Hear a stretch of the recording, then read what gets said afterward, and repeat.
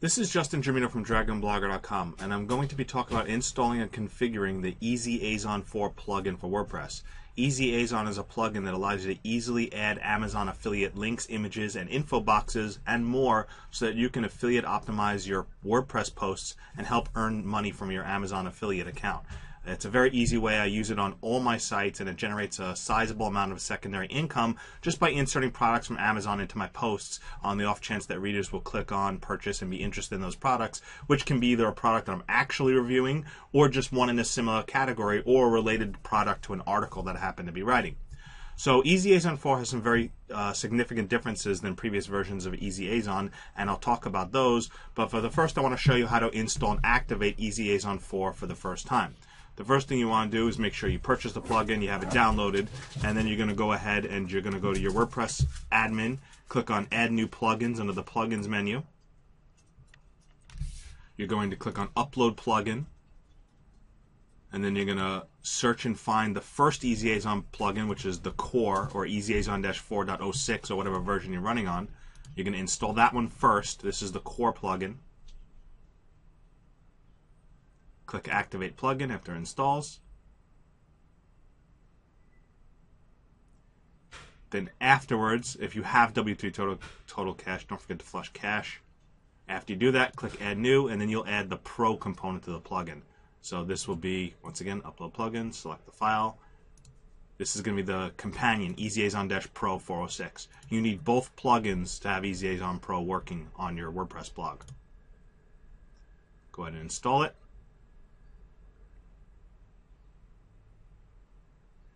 And then activate the plugin.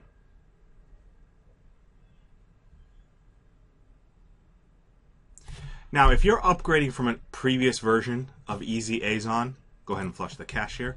If you're upgrading from a previous version of EasyAzon, the only difference in additional steps is you would have selected the previous versions of EasyAzon, which would be 3.0, 8, or one of the previous versions, and you would deactivate and delete the previous versions first. Then you would just install the new 406 or the new 4.0, whatever version's available at the time you download it and purchase it, and install that instead. So you don't really upgrade the previous version of EasyAzon, you delete the old version and then you install the new version. The good news if you are upgrading is EasyAzon4 will remember the data you saved in the WordPress tables for your previous versions. So what that means is when you go to the EasyAzon configuration, which is over to the left side of your WordPress blog, look for the EasyAzon settings, you will actually see your configuration, your API keys and your default configs were saved if you upgraded from a previous version of EasyAzon.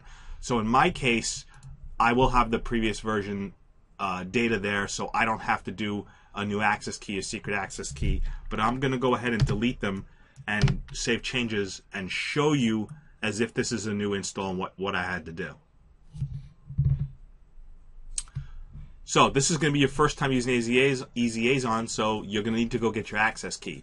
What you want to do with that is you're going to need to go to Amazon affiliate account, and you're going to need to go to your Amazon AWS account services and get your access key. Pay attention to this video. It does help you and teach you how to do it, but you're going to want to go to your Amazon account here, collect your keys. You will get an access key and a secret access key. You can use the same one on all your WordPress blogs. You don't have to have a separate set for each WordPress blog unless you want to, but you do need to get your access key.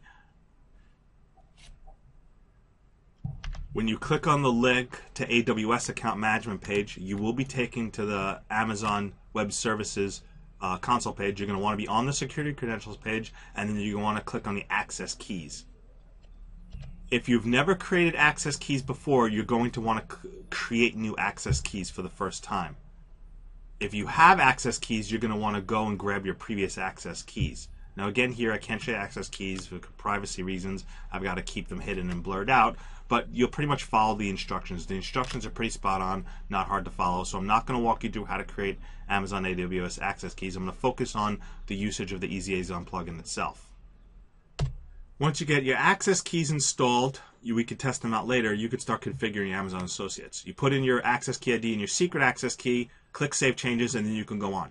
Click on the Amazon Associates tab, and this is where you set up your Amazon affiliate tag for each and every Amazon affiliate store that exists online.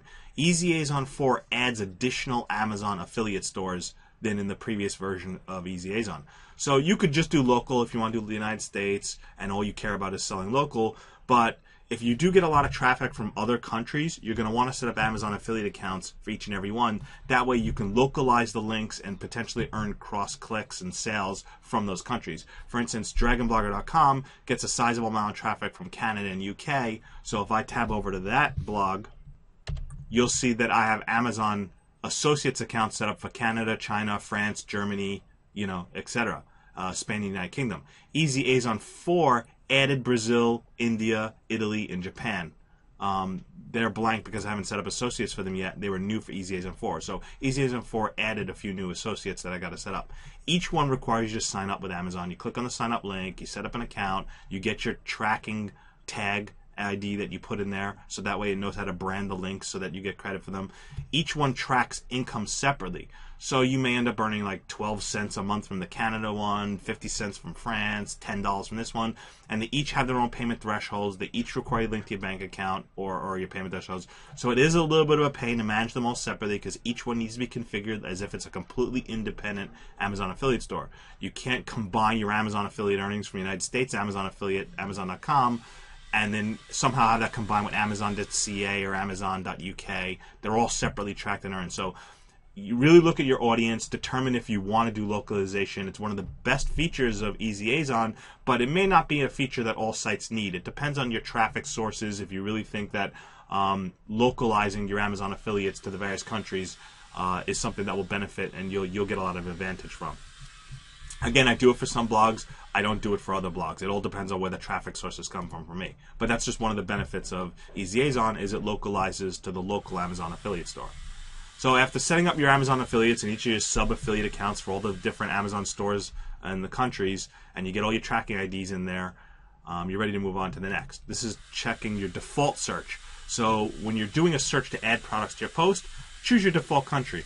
If your blog is based out of Australia, or Amazon.uk, and you want to target a UK audience, make your search defaults the local store that matches to the country where your audience is. That way, when you're searching to put products in your posts, it uses the closest store to your audience.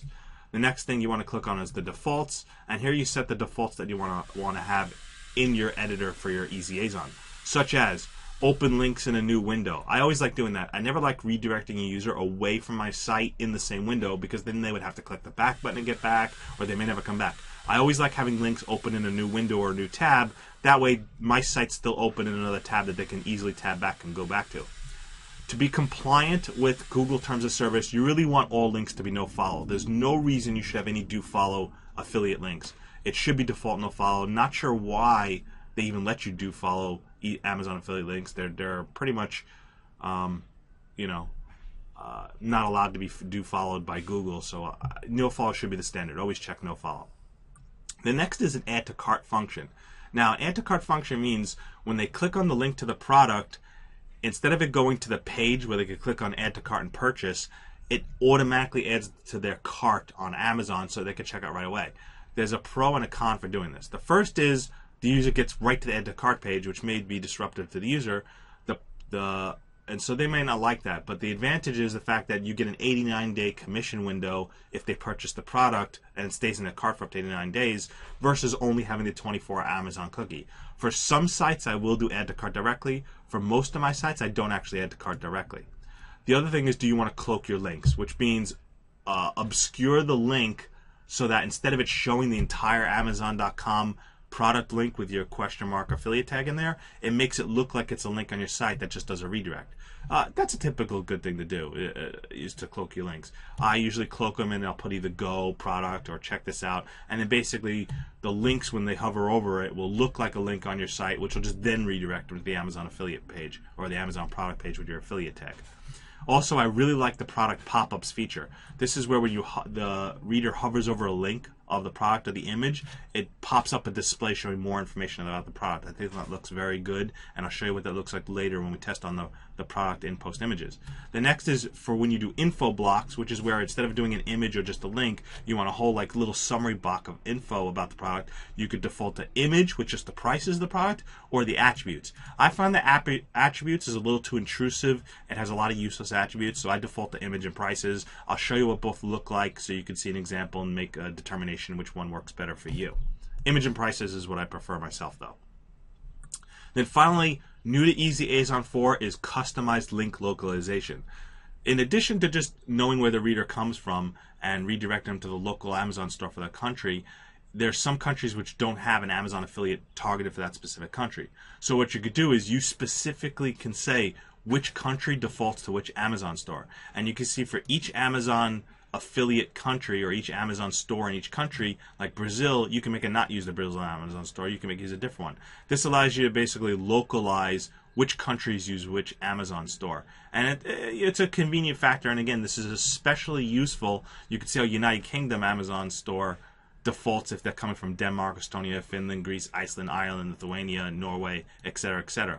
So this basically allows you to choose which Amazon store that country gets to see in the links, and it allows you to give that fine-tuning. This is very important if you have a very diverse site that gets traffic that's widespread around the globe. Less needed if you get like a huge percent of audience from only a single country, and you're only going to be getting virtually nothing from your localizations from other countries. So again, it's up to you to consider how much of a needed feature, if it's worth configuring. I left the defaults at this point. I didn't feel any reason I had to customize it because I don't get that much international traffic that I would customize each individual country outside my blog. But it's something you could do and look at if it's something you want to configure, and it's a feature of EasyAzon4. So those are about all the configuration objects for EasyAzon. I'll take you a look at the post editor and actual how the plugin looks and how you use it in the next video. Thank you for watching.